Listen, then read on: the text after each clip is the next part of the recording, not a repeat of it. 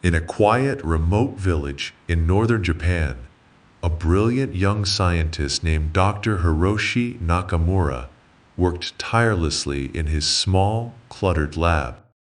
Known for his groundbreaking research in theoretical physics, Hiroshi had always been fascinated by the mysteries of time.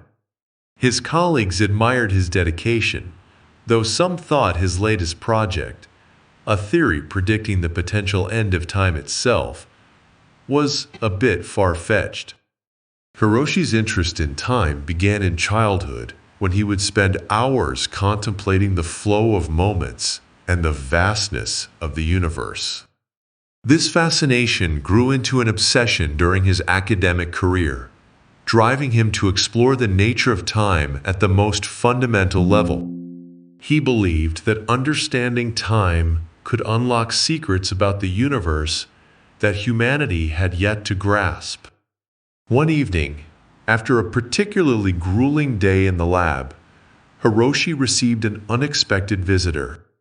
It was Dr. Elena Russo, a renowned astrophysicist from Italy who had collaborated with him on several projects.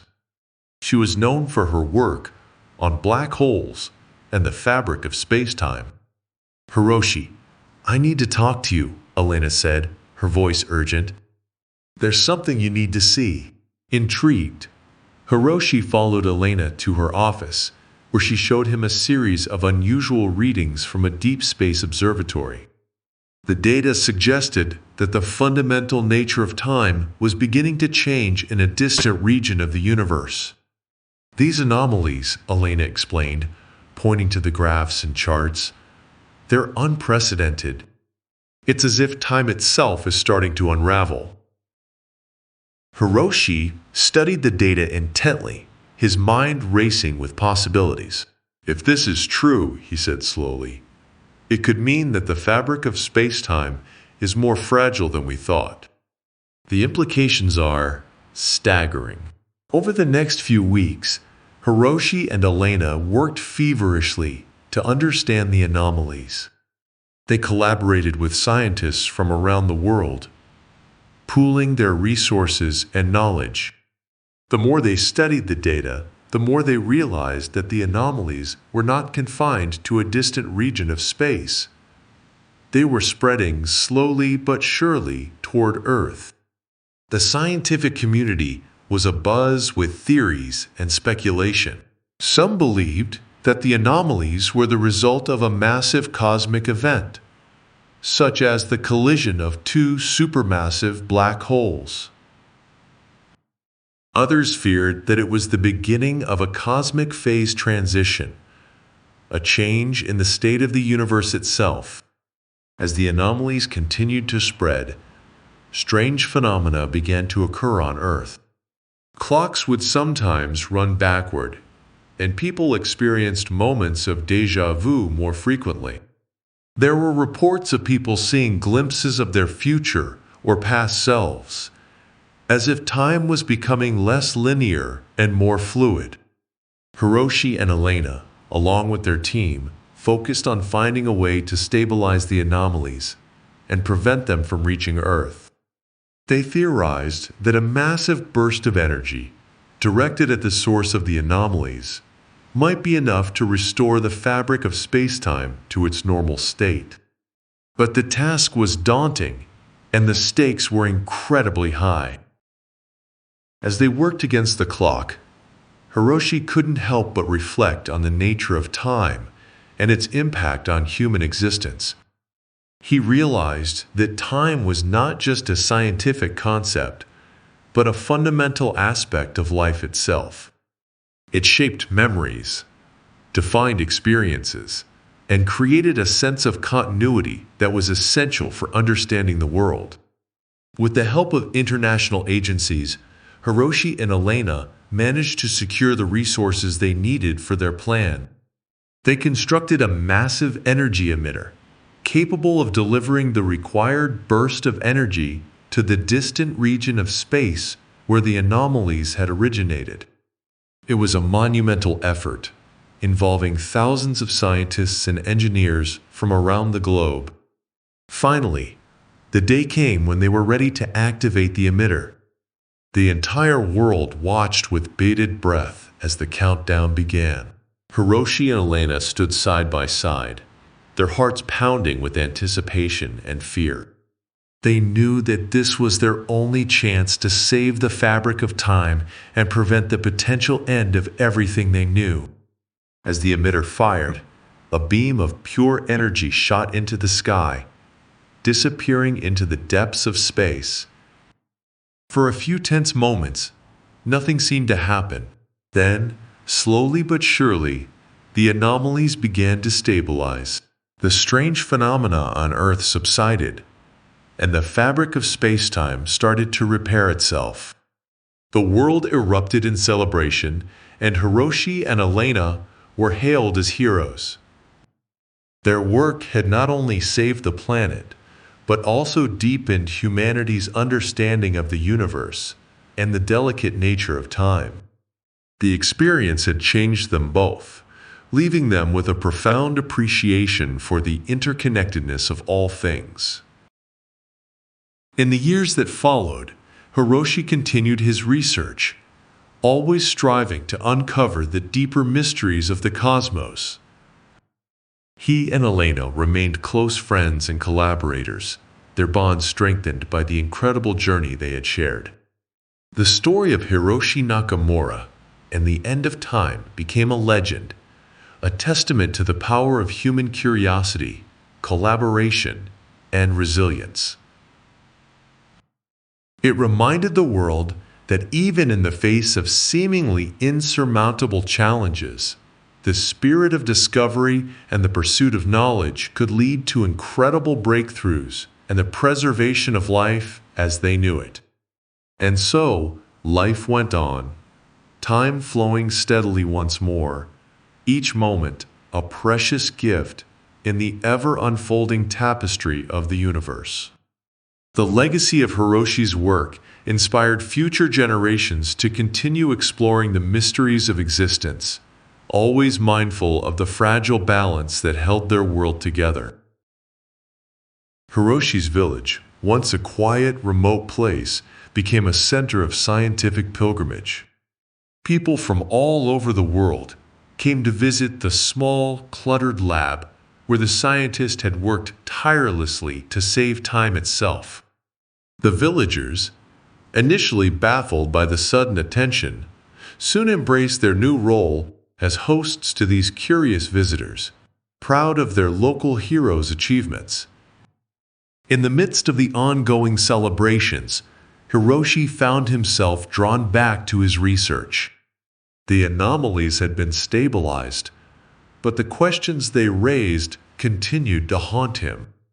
What had caused the fabric of time to unravel in the first place? Was it a natural phenomenon, or was there something more at play? One evening, as the sun set behind the mountains, Hiroshi sat by the tranquil river that ran through the village. He was joined by Elena, who had come to visit him from Italy. They sat in companionable silence for a while, listening to the gentle flow of the water. "I can't shake the feeling that there's more to this," Hiroshi said finally. "We stopped the anomalies, but we still don't understand why they happened." Elena nodded thoughtfully. "I feel the same way. There must be something we're missing, some piece of the puzzle that we haven't yet found." Their conversation was interrupted by the arrival of a young boy from the village. He held an old, tattered book in his hands, which he offered to Hiroshi. "My grandfather told me to give this to you," the boy said. "He said it might help with your work." Hiroshi took the book and thanked the boy, who ran off to join his friends. As he examined the book, he realized it was a collection of ancient Japanese myths and legends passed down through generations. Intrigued, he began to read, hoping to find some insight into the mysteries of time. One story in particular caught his attention. It spoke of a mythical object called the Chronos Stone, said to have the power to control the flow of time.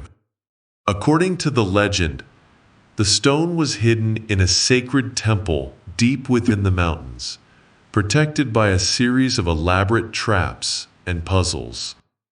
Hiroshi's heart raced as he read. Could the Chronos Stone be the key to understanding the anomalies? He shared his discovery with Elena, who was equally intrigued. They decided to embark on a new journey to find the temple and uncover the secrets of the Chronos Stone. The next morning, they set out on their quest, accompanied by a small team of trusted colleagues. The journey was arduous, taking them through dense forests, across raging rivers, and up steep, rocky cliffs.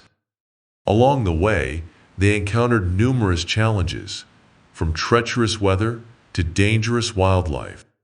Despite the difficulties, Hiroshi felt a renewed sense of purpose.